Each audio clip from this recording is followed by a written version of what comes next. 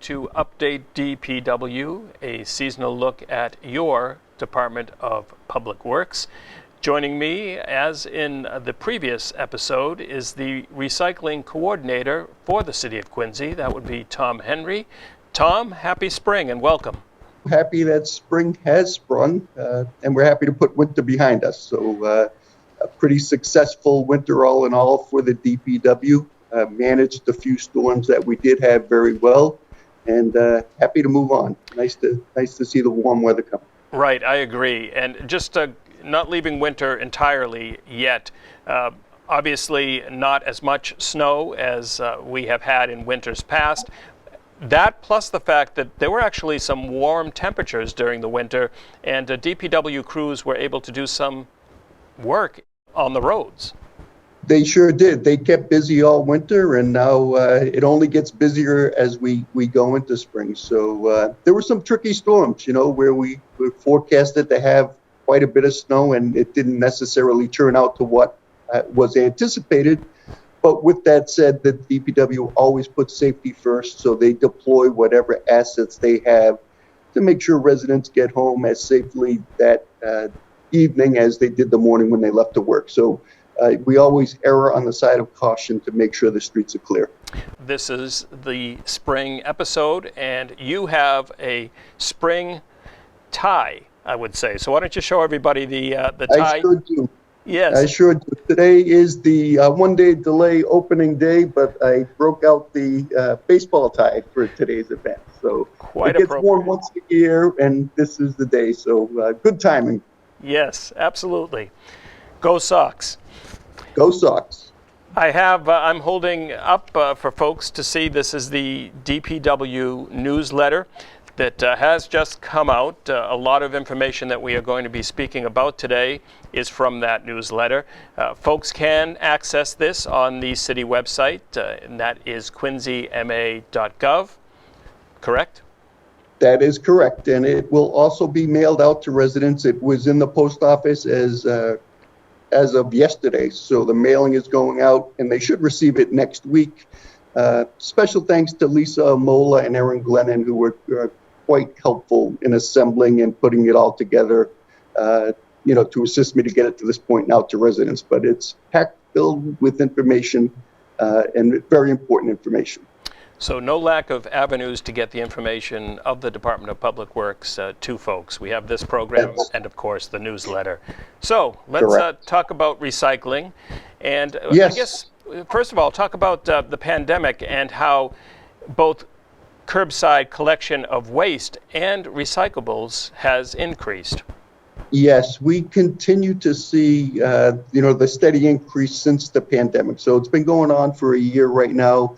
We estimate that recycling volume is up roughly 15%. So, the vendor that we use to collect our waste, Capital Waste, has been up to the task. They're doing a nice job, we don't see that going away. People have become quite comfortable working from home, so this may be the new normal that we continue to see these volumes.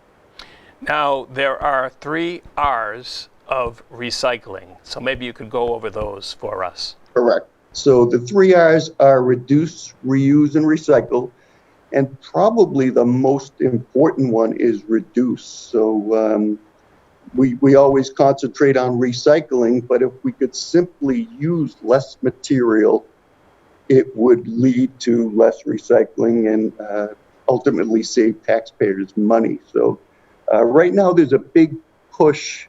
A bill was recently filed in the House. It's called the Extended Producer Responsibility. So right now, the financial burden on recycling or handling non-recyclable recyclable items has always been passed on to the taxpayer, the municipality. So we're looking at some of that burden and shifting it to the producers. So let's make the producers that are packaging their items in non-recyclable packaging and pass that along from them. And then once you involve money or put some of the financial burden on them, they will become better at packaging their product. So that's a bill that was just recently filed. They're looking at it saying, okay, we're only, as an industry, recycling 9% of the plastics that we generate, which is just horrible. So if we can, make some of that responsibility that of the producer, maybe we'll see some action on their part. I'm sure folks are aware of this island that has been created because of where waste, recyclable waste, ends up accumulating. Sure. It literally is the size of an island. Right, and it hasn't really gotten better. So it's interesting. Whenever we get to April, Mark, I always like to point out that it is the month for Earth Day. Earth Day is April 22nd. We like to think of, Earth Day should be every day, but we at least recognize it one day every year. And last year was the 50th anniversary of Earth Day, and it was kind of overshadowed by the pandemic. Yet, some of the things that they brought to light back 50 years ago still exist today. So although that led to some, the Clean Water Act and the Clean Air Act, we're still having those same conversations in 2021. So we've made great strides, where it's gone from one country to 190 countries participating in Earth Day. But with that said, there's still plenty of room for improvement. So, not only do we need to reduce, but maybe give up some modern conveniences and get a reusable water bottle versus continually throwing out your recycled plastic. So small steps like that, printing on both sides of your paper, just reducing the amount of things that we're using is always helpful. And then lastly is just trying to, when we do recycle, to recycle correctly so that, we're not, wishfully recycling things that don't belong in the bin. So we'll talk about that. I was going to say, talk about contamination and avoiding contamination. Sure. We've done a nice job as a city, from where we started to where we are today. So I think we were as high at one point, 17, 18% contamination in the stream. Today we're running about 14%. So that is a nice step in the right direction. And we continue to look to do that. But essentially, all the stakeholders, there's roughly 13 MRFs throughout the state. They've all gotten together and said, let's simplify this into 4 items that we can recycle. And, take the guesswork out of some of the plastics. And, all of these plastics have the chasing arrow that would indicate that they are recyclable. But when they get to the facility, not all of them are captured. So that is considered an outlier that needs to be taken out of the stream. So typically your 1s, which is your Poland Spring water bottles, your 2s, your laundry detergent bottles, your milk jugs, and your 5s, which is polypropylene, a lot of your yogurt cups. Those are the 3 main plastics that they're looking for in the recycling bin. So your 1s, your 2s, your 5s are they make up the vast majority of them. But some of those, big plastic bulky items just don't belong because they are not being captured. And you had mentioned Earth Day. Let's talk about Cleaner, Greener Quincy, because that is an initiative that has been going on for quite a few years here in the city of Quincy. That will happen this year amid, of course, the pandemic. Yes. Guidelines will be adhered to. Yes, so the pandemic cost us the Cleaner, Greener last year, so it was actually missed for the first time in history of it, I believe. So it is back on. It's scheduled for May 1st. I believe it runs from about 9 a.m. till noon. And all the equipment that you're going to need for that day. So we're looking for volunteers to help us out. So all the equipment that you're going to need, gloves, bags, shovels, can all be obtained at the park department in the morning of the event.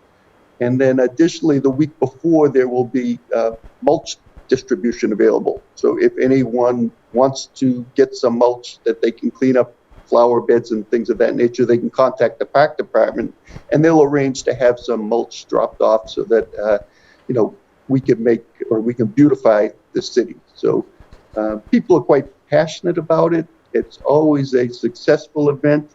One of the things that, we move towards as a city, and it's a positive step, is when we collect items to put it in paper bags. We're always talking about not using plastic bags. So if we're going to go out and clean the city, let's clean it and put the material in paper bags.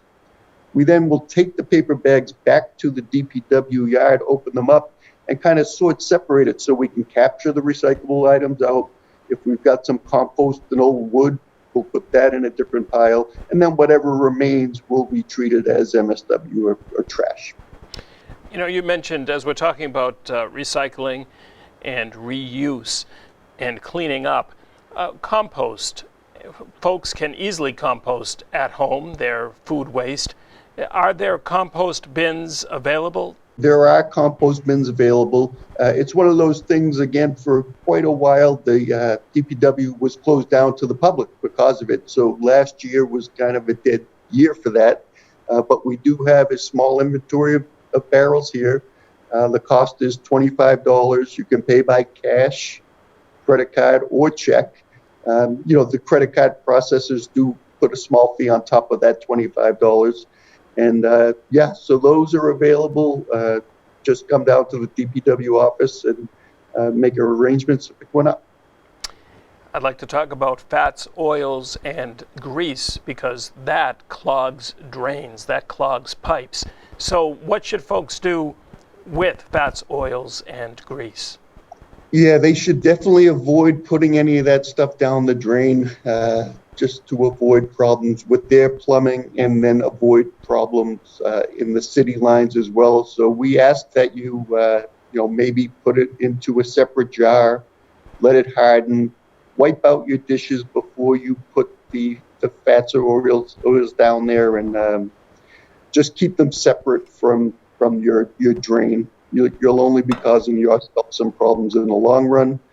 So just wipe out your pots and pans before you wash them.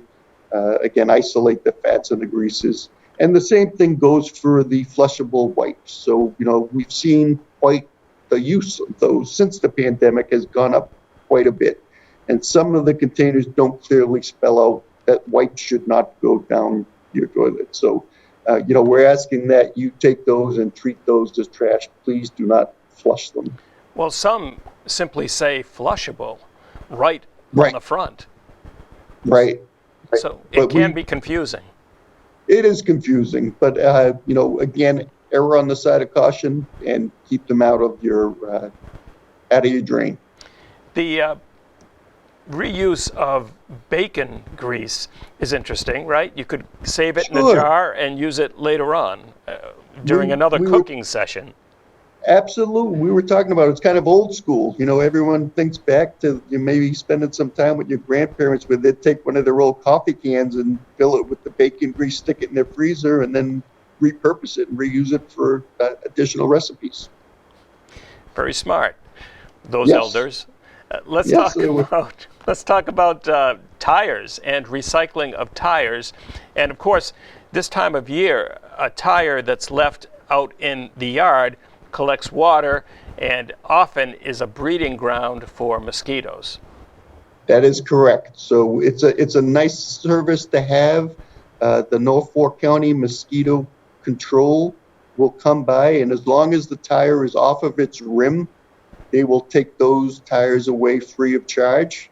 It's a nice service you have, and it is a perfect spot for mosquitoes to breed. So now would be the time, to take a look around, and if you have any old tires sitting out behind the garage, give them a call. They'll make arrangements to pick them up. Again, it's a service that's free of charge and should be taken advantage of. And we do have that number on the screen. I will give that out for folks. That is 781 762 3681. So once again, 781 762 3681. I have to let you know that I hesitated there because I didn't have my glasses with me. And I couldn't grab them in my pocket, and I'm looking at the newsletter, and I just about could make it out. So that's why there was some hesitation. I've got these sitting close by too, Mark, so I could go either way. You have my glasses. They're right there. Not easy getting old. Household Hazardous Waste Drop-Off Day. This happens twice a year. There's a spring drop-off and a fall. Obviously, we'll be talking about the spring drop-off day.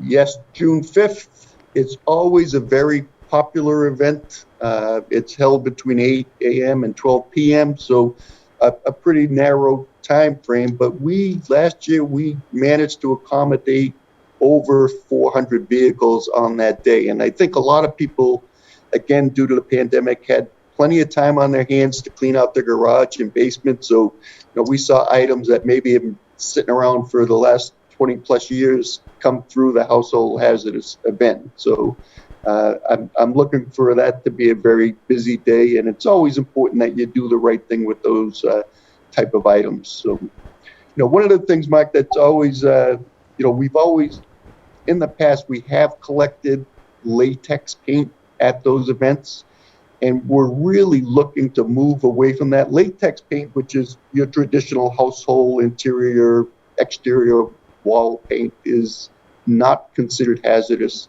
Primary ingredient is water. So for disposal purposes, you can actually just let the paint harden and treat it as regular trash. So whether you want to pop the lid, let it get hard, add some kitty litter, add some old papers to absorb it, and then simply bag it up and put it curbside, it will be collected. So additionally, just not to get off track, but with household hazardous paint, there's another bill that's being considered it has been filed, where you would almost treat paint cans like the bottle bill treats your nickel deposit. So when you went to your local hardware store and purchased it, you would pay an additional fee, and then there would be a area where you could bring it when that paint was gone or halfway used, and they would then be responsible for the disposal or the repurposing of not only the remaining paint, but the vessel that it came in. So